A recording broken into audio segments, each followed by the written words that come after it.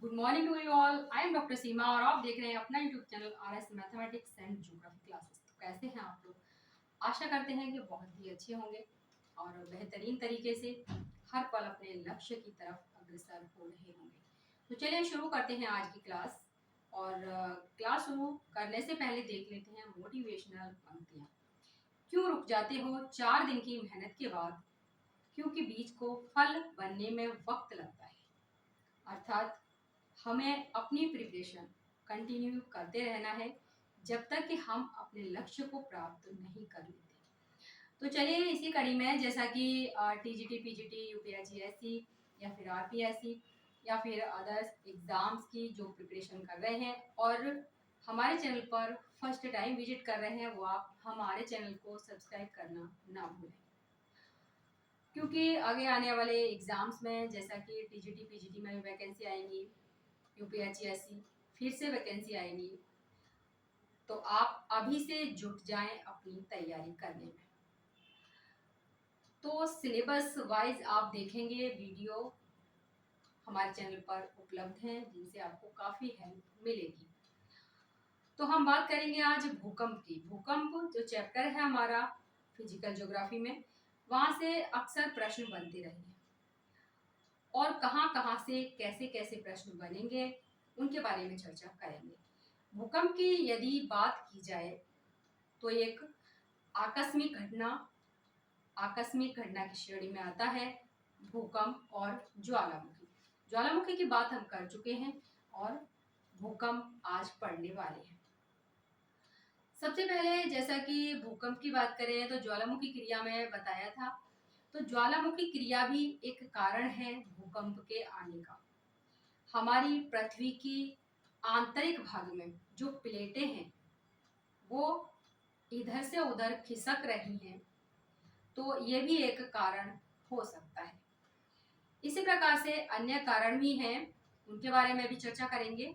और प्रश्न किस प्रकार से बनने वाले हैं, कहाँ कहाँ से, यानी कि जो भूकंप आता है तो उसका जो सेंटर होता है, एपी सेंटर होता है, वो कहाँ होता है, इस प्रकार से भी प्रश्न पूछे जाते रहे। तो आइए शुरू करते हैं। सबसे पहले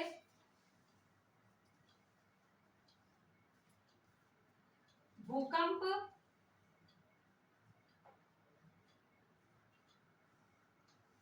यानी कि ये ज्ञात कारण भी हो सकता है और अज्ञात।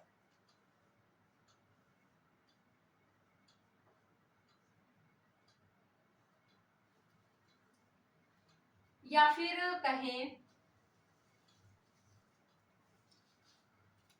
आंतरिक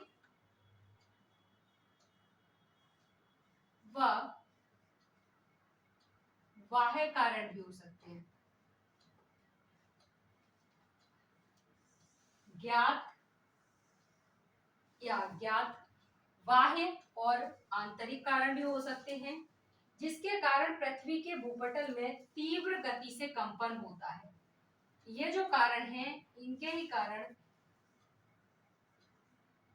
पृथ्वी के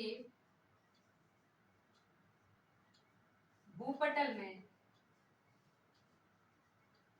तीव्र गति से क्या होता है, कंपन होता है, और इसी को हम कहते हैं भूकंप। इसके बाद यदि हम देखें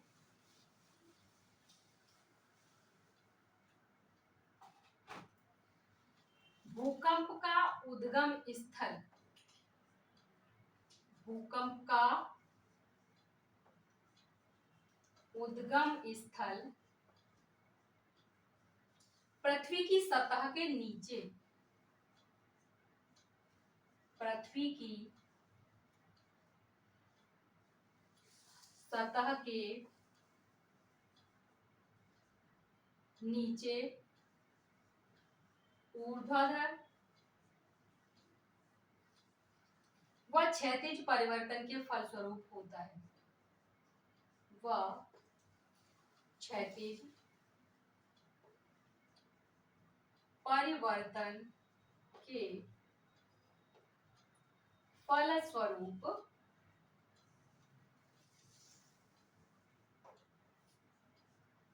होता है। हो सकता है प्रश्न में पूछ लिया जाए कि उद्गम पृथ्वी की सतह के नीचे ऊर्ध्वाधर या क्षैतिज परिवर्तन के फलस्वरूप होता है। ये क्या है? तो ये भूकंप का ही उद्गम है। इसके अलावा अगर हम बात करें भूकंप के कारणों की, तो जैसा कि ज्वालामुखी क्रिया बताया, उसके अलावा भी अन्य कारण भी हैं। तो प्रश्न बनता है कि किस कारण से भूकंप आते हैं।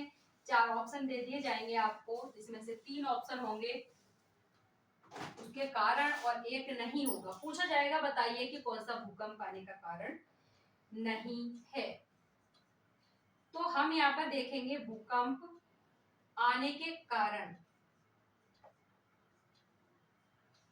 आने के कारण कौन कौन से हैं? अगर हम बात करें तो सबसे पहला ज्वालामुखी क्रिया। जब ज्वालामुखी क्रिया होती है, जैसा कि प्रीवियस वीडियो में पढ़ चुके हैं, तो उस समय भी भूकंप आता है। ये भी भूकंप आने का कारण है। दूसरा है भू संतुलन से संबंधित समायोजन। भू संतुलन से संबंधित समायोजन, यानी कि हमारी जो पृथ्वी है वो संतुलित अवस्था में अगर उसमें अव्यवस्था उत्पन्न हो जाती है तो वही भूकंप है।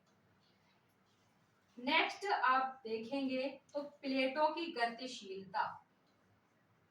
प्लेटों की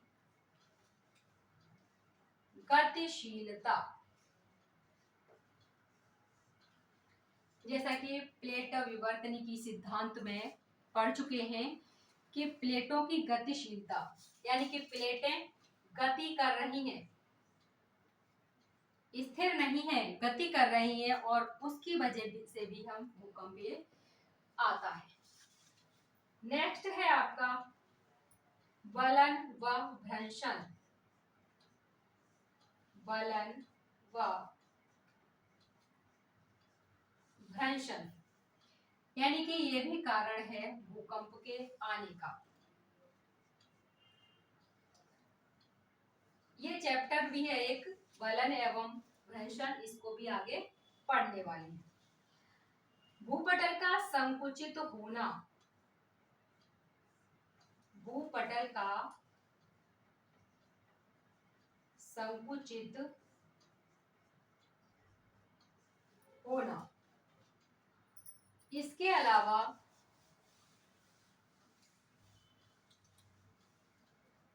अगर हम कारण देखें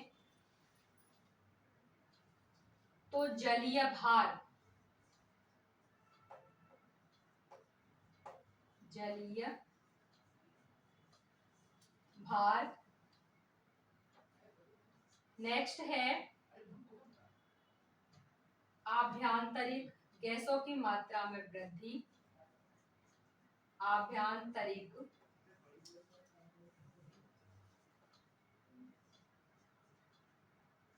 गैसों की मात्रा में वृद्धि। जैसा कि आप देखते हैं कि ये जो आभ्यंतरिक यानी कि पृथ्वी के आंतरिक भाग में गैसों की मात्रा में वृद्धि हो जाती है, तो वो गैसें भूपटल को तोड़ के बाहर यानी बाहर निकलती हैं, तो इससे भी भूकंप आने का खतरा है। तो यहाँ पर गैसों की मात्रा में वृद्धि हो गई हो। नेक्स्ट है पृथ्वी का अपने अक्ष पर घूर्णन। पृथ्वी का अपने अक्ष पर घूर्णन।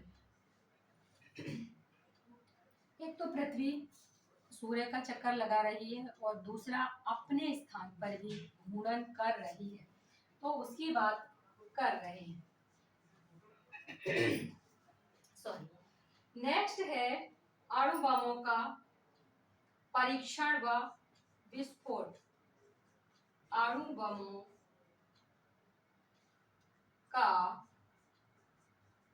परीक्षण व विस्फोट। जैसा कि शुरू में बताया कि ज्ञात और अज्ञात किसी भी कारण से हो सकता है। अज्ञात कारण यानी कि नेचुरल हो रहा है, लेकिन जो ज्ञात कारण है वो हमें पता है। अगर हम परमाणु बमों का परीक्षण विस्फोट करेंगे तो हमें ये बात पता है कि भूकंप की स्थिति बन जाती है। ठीक है, तो ये तो हो गए इसके कारण। अब आगे देखें, एक प्रश्न पूछा जाता है कि प्रत्यास्थ पुनश्चलन सिद्धांत, प्रत्यास्थ पुनश्चलन सिद्धांत किसने प्रतिपादित किया है? या फिर प्रश्न यह पूछा जाता है कि प्रत्यास्थ पुनश्चलन सिद्धांत किससे संबंधित है, यानी कि भूकंप से संबंधित है, प्रवाल भित्तियों से संबंधित है, या फिर महाद्वीप से संबंधित है, या फिर पृथ्वी की उत्पत्ति से संबंधित है। इस तरह से प्रश्न बनता है। तो ये कौन है? ये है एच एफ रीड महोदय। किसने दिया है? एच एफ रीड महोदय। अक्सर पूछा जाने वाला प्रश्न है, मोस्ट इम्पोर्टेंट। नेक्स्ट अगर यहीं पर हम बात करें तो इन्होंने क्या कहा, इन्होंने जो सिद्धांत दिया इसमें इन्होंने बात किसकी की है, यहाँ से भी प्रश्न पूछा जाता रहा है। इन्होंने कहा है कि भूपटल के अधोभाग में स्थित, भूपटल के अधोभाग में स्थित चट्टानें रबड़ की भांति, स्थित चट्टानें रबड़ की भांति लचीली होती हैं, लचीली होती हैं, और उनमें क्या होता है, धीरे धीरे उनमें धीरे धीरे खिंचाव होता है।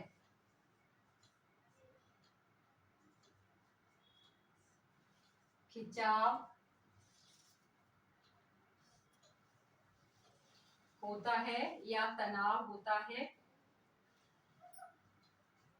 इनका कहना है कि जो भूपटल के अधोभाग में स्थित चट्टानें हैं वो किसकी भांति हैं? रबड़ की भांति लचीली होती हैं और उनमें धीरे धीरे खिंचाव होता है। तो जो स्थिति इन्होंने बताई है, और खिंचाव के क्या होगा, खिंचाव होगा तो खिंचाव से क्या होगा, चट्टानें टूट जाती हैं, और टूटने के बाद वो उसी स्थिति में पुनः आने का कहना चाहिए, उसी स्थिति में पुनः आने के कारण ही भूकंप की स्थिति उत्पन्न हो जाती है। तो यहाँ पर सबसे पहले मान लीजिए कि ये है चट्टानें, क्या हुआ यहाँ पे, तनाव व खिंचाव की स्थिति। जब ये होगा तो क्या होगा, चट्टानें टूट जाएंगी, टूटना, और टूटने के बाद पुनः उसी स्थिति में आने के प्रयास, पुनः उसी स्थिति में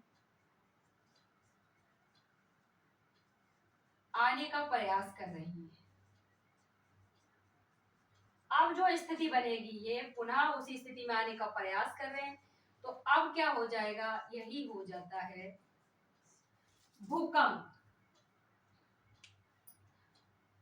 यानी कि यहाँ पर इनका सिद्धांत प्रत्यास्थ पुनश्चलन सिद्धांत अति महत्वपूर्ण है, जो कि भूकंप से संबंधित है। इन्होंने बस एक ही बात बताई है कि रबड़ की भांति लचीली होती हैं, जो पृथ्वी के आंतरिक भाग की जो चट्टानें हैं, और उनमें धीरे धीरे खिंचाव व तनाव होता है, जिससे कि चट्टानें क्या होता है, टूट जाती हैं, और टूटने के बाद पुनः उसी स्थिति में आने के लिए ये प्रयास करती हैं, और उससे क्या आता है, तो भूकंप हमें पता चलता है। तो ये तो रहा, क्योंकि अक्सर अब ऐसा है कि जो सीधा सीधा पहले पूछ लेता था कि प्रत्यास्थ पुनश्चलन सिद्धांत किसका है, एच.एफ. रीड का है। अब वहां पर ये बात पूछी जाती है कि इन्होंने अपने सिद्धांत में क्या बात कही है, क्या स्टेटमेंट दिया है। तो अगर इस प्रकार से भी प्रश्न पूछा जाएगा तो आपका प्रश्न गलत नहीं होगा। चलिए नेक्स्ट हम बात करें आगे और क्या क्या पूछा जा सकता है। यहाँ पर हम बात कर रहे हैं भूकंप का केंद्र व अधिकेंद्र। भूकंप का केंद्र व अधिकेंद्र।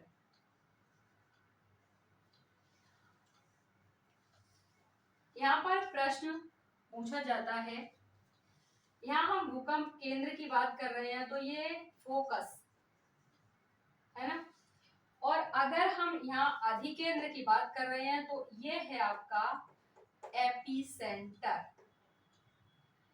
आप इसको इंग्लिश में ही याद रखें, अधिकेंद्र भूकंप का केंद्र।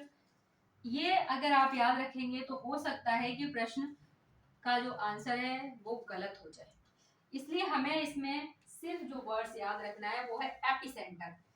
एपिसेंटर को याद रखना है, और दूसरा ये आपका फोकस। अगर हम इसकी बात कर रहे हैं अधिकेंद्र की तो क्या होगा, और अगर हम फोकस की बात कर रहे हैं तो क्या प्रश्न पूछा जा सकता है।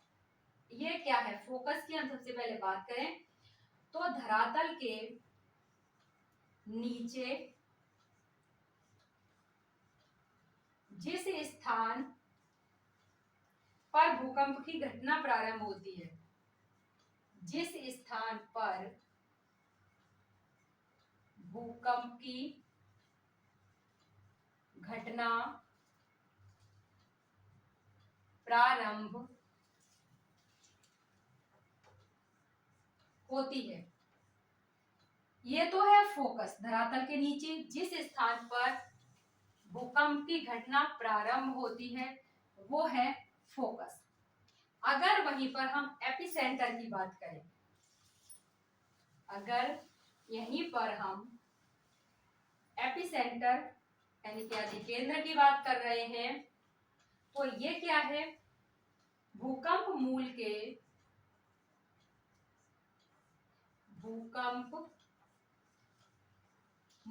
ठीक ऊपर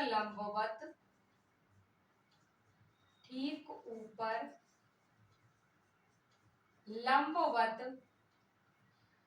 जहां सबसे पहले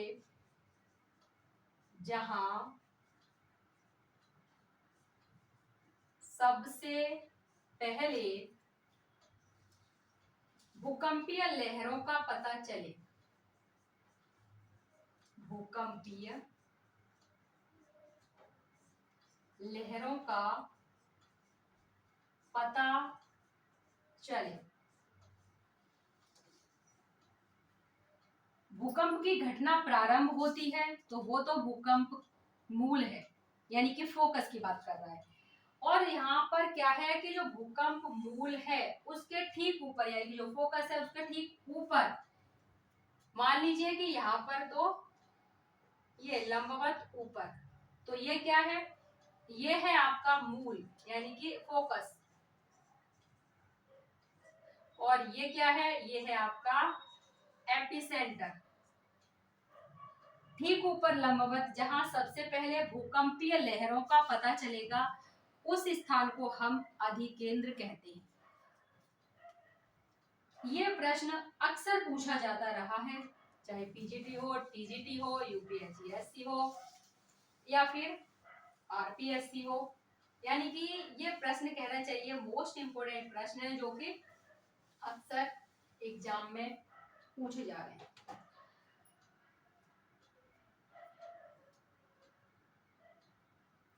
नेक्स्ट हम बात करें, अगर पूछा जाता है कि अधिकेंद्र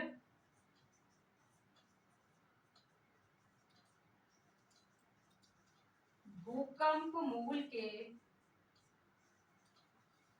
सबसे समीप होता है,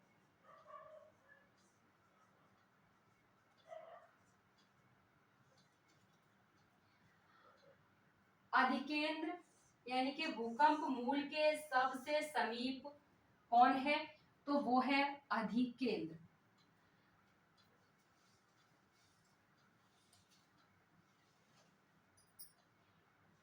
अगर हम भूकंपीय लहरों की बात करें यहाँ पर, तो भूकंप की उत्पत्ति के समय, भूकंप की उत्पत्ति के समय भूकंप मूल से उठने वाली, भूकंप मूल से उठने वाली लहरों को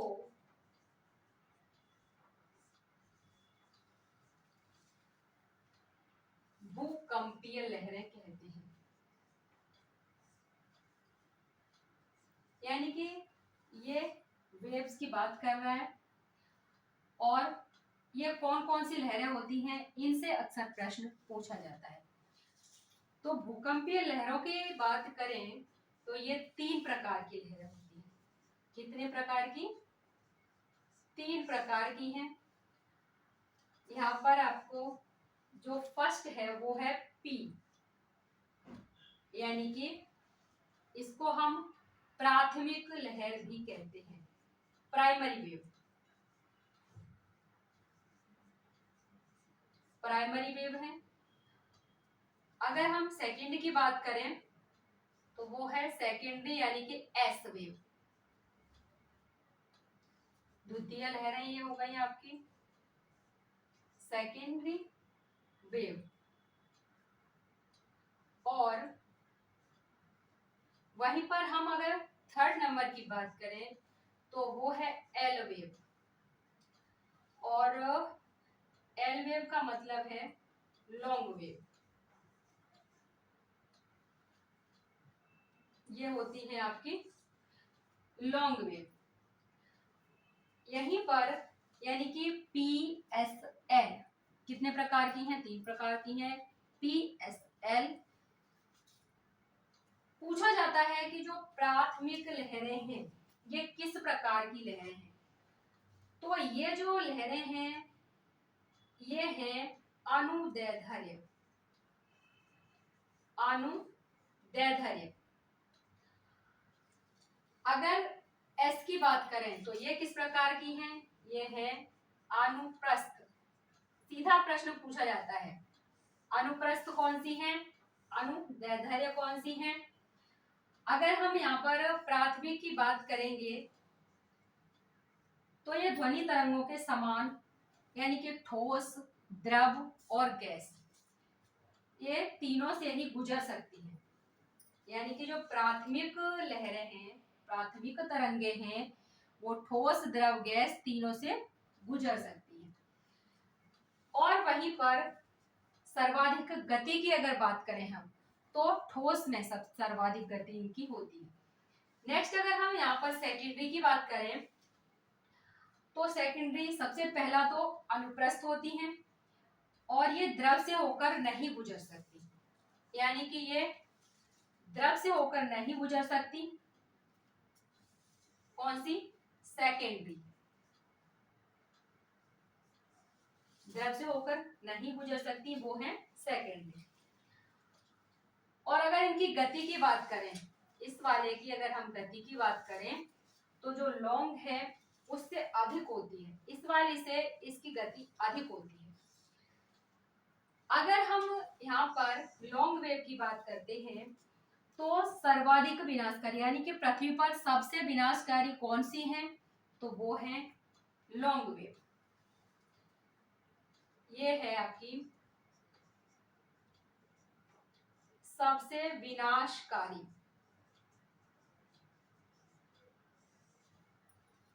सबसे विनाशकारी कौन सी है, लॉन्ग वेव। यानी कि इसी प्रकार से प्रश्न पूछे जाते हैं। और आज की क्लास में यहीं पर रुकेंगे, क्योंकि जो नेक्स्ट क्लास में इसे कंप्लीट करेंगे वीडियो ज़्यादा लंबी हो जाएगी। तो आज की क्लास में बस इतना ही। अगर आप फर्स्ट टाइम हमारे चैनल पर विजिट कर रहे हैं तो आप हमारे चैनल को सब्सक्राइब करना ना भूलें, क्योंकि आगे आने वाले एग्जाम्स में आपको इस चैनल से निश्चित ही मदद मिलेगी। तो मिलते हैं नेक्स्ट क्लास में, तब तक के लिए धन्यवाद, नमस्कार, जय हिंद।